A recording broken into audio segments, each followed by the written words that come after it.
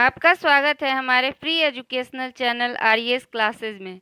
हम लोग आपके सफलता के मार्ग को प्रशस्त करने में सहायता करते हैं, साथ ही आपके उज्जवल भविष्य की कामना करते हैं। आज मैं आपको वैदिक काल से संबंधित तथ्यों की जानकारी दूंगी।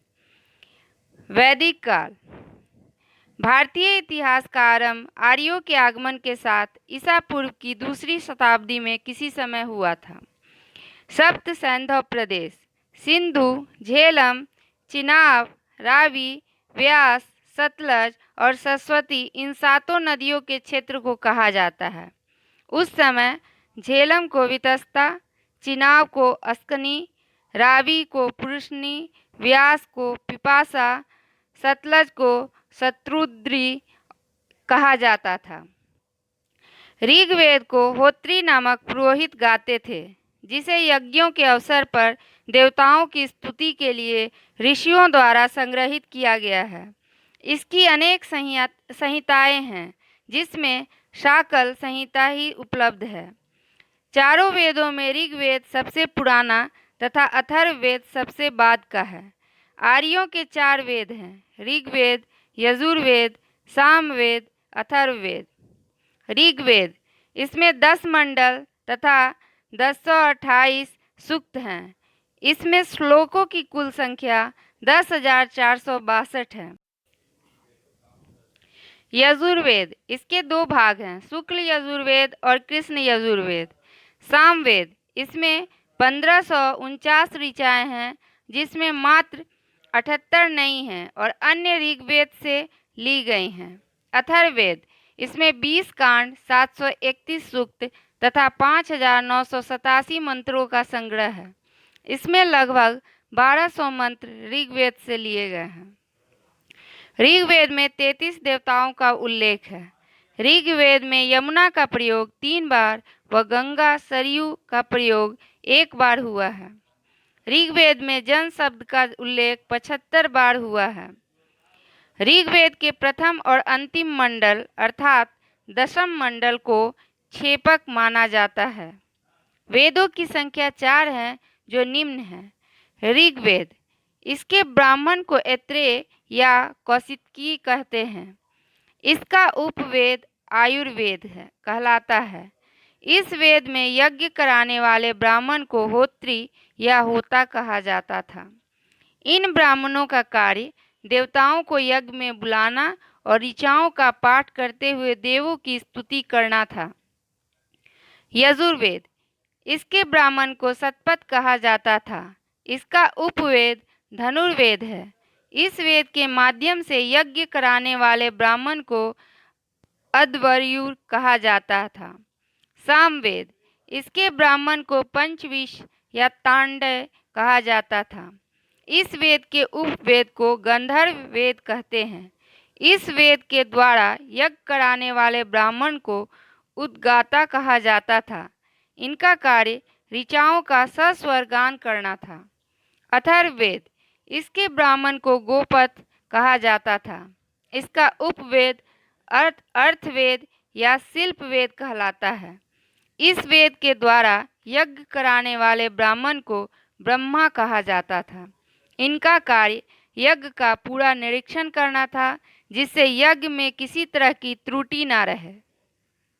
राजनीतिक संगठन का आधार पितृमूलक परिवार था। बड़ी इकाइयों के नाम ग्राम, विश्व और जन थे। समाज की दूसरी इकाई ग्राम था। यह कुछ घरों का समूह होता था। ग्राम के बाद विश्व अर्थात जिला और कई विश्व मिलकर जन का निर्माण करते थे। राजा का पद वंशानुगत था। प्रचलित शासन का रूप राजतंत्र था। राजा का पहला काम जन और जनपद की रक्षा करना होता था। राजा के ऊपर जनता का अंकुश रहता था। राज्याभिषेक के अवसर पर ग्रामणी, रथकार, कर्मादि आदि उपस्थित रहते थे।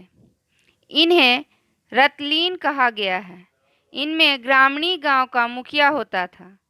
वेतन मुद्राओं अथवा भूमि के रूप में वितरित नहीं होता था। वह दे था सोने, चांदी, अन्न तथा पशुधन के रूप में। अथर्ववेद में सभा और समिति दोनों को दो पृथक संस्थानों के रूप में घोषित किया गया है। ऋग्वैदिक समाज का आधार परिवार था। परिवार पितृसत्तात्मक होता था। परिवार का वृद्धतम पुरुष कुलप कहलाता था।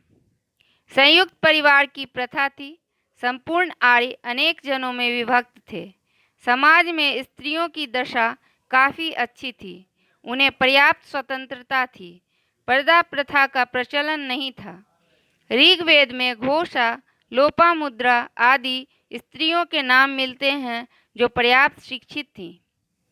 ऋग्वेद में नमक का उल्लेख नहीं मिलता है। प्रायः भेड़, बकरी आदि पशुओं का मांस खाया जाता था। घोड़े का मांस संभवतः केवल अश्वमेध यज्ञ के समारोह में ही खाया जाता था। सोम तथा सुरा आर्यों के मुख्य पेय थे। सोम यज्ञों में पिया जाने वाला पेय था। ऋग्वेद के 9वें मंडल में इसका उल्लेख किया गया है। आर्य प्रायः 3 वस्त्र धारण करते थे। निवि, जो नीचे पहना जाता था। वास, जो शरीर पर धारण किया जाने वाला प्रमुख वस्त्र था। अधिवास, जो ऊपर से धारण किया जाता था। ऋण, ऋण निम्नलिखित प्रकार के होते थे। ऋषि ऋण, प्राचीन ज्ञान, विज्ञान व साहित्य के प्रति कर्तव्य। पितृ ऋण, पूर्वजों के प्रति कर्तव्य। देव ऋण, देवताओं व भौतिक शक्तियों के प्रति दायित्व। ऋग्वेद में नाई को वक्ता कहा गया है। ऋग्वेद में अपाला का उल्लेख है, जो अपने पिता के कृषि कार्य में साथ देती थी। गृह कार्य के अतिरिक्त कन्याओं को ललित कलाओं की भी शिक्षा दी जाती थी। ऋग्वैदिक काल में पशु अर्थात गाय ही मुख्य संपत्ति थी। ऋग्वेद के 10,462 श्लोक में से केवल 24 में ही कृषि का उल्लेख है। ऋग्वेद में एक ही अनाज यव अर्थात जौ का उल्लेख है। ऋग्वेद में जन, विश्व, गण, बात, सार्ध आदि सभी इकाइयाँ कबायली संगठन की संकेत करती है। ऋग्वेद में व्याघ्र का उल्लेख नहीं मिलता और हाथी का भी बहुत कम, जबकि सिंधु निवासी इन दोनों से भली भांति परिचित थे। संगीत मनोविनोद का मुख्य साधन था। उसके 3 प्रकार थे: नृत्य, गान, वाद्य। वाद्य संगीत में वीणा, दुंदुभी, शंख और मृदंग का प्रयोग किया जाता था। सिंह, हाथी, हिरण, सुअर, भैंसों का आखेट किया जाता था। ऋग्वेद के 10वें मंडल के पुरुष सूक्त में सर्वप्रथम शूद्र शब्द का उल्लेख मिलता है। मुख्यतः गायें विनिमय और व्यापार का माध्यम थी। ऋग्वैदिक काल के मुख्य पशु हाथी, भैंस, भेड़, बकरी, घोड़ा, ऊंट, सुअर, हिरण आदि थे। भीषज चिकित्सक अथवा वैद्य था। उद्योगों में स्त्रियां रंगरेजिन या रजित्री, कढ़ाई करने वाली, पेशकरी, कांटों का काम करने वाली, कंठकीकरी, टोकरी बनाने वाली, विदलकारी के रूप में वर्णित है। साधारणतया कृषक वर्षा जल पर ही निर्भर रहते थे। ऋग्वेद में उल्लिखित धातुओं में प्रमुख है अयस। सोने का उल्लेख ऋग्वेद में अनेक बार हुआ है। भारतवर्ष में आने के पूर्व ही आर्य इस धातु से परिचित थे। आधुनिक बढ़ई के लिए तक्षण शब्द का प्रयोग किया जाता था। ऋग्वैदिक काल में दास प्रथा स्थापित हो चुकी थी। आर्यों ने सर्वप्रथम दैत्यों अर्थात आकाश और पृथ्वी की उपासना की। विभिन्न देवताओं पर एक नज़र। वरुण आकाश, जल, समुद्र। विष्णु संसार का संरक्षक।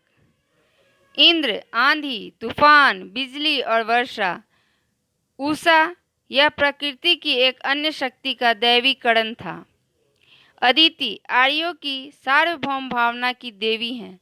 ये दोनों देवियां प्रभात समय के प्रतिरूप हैं।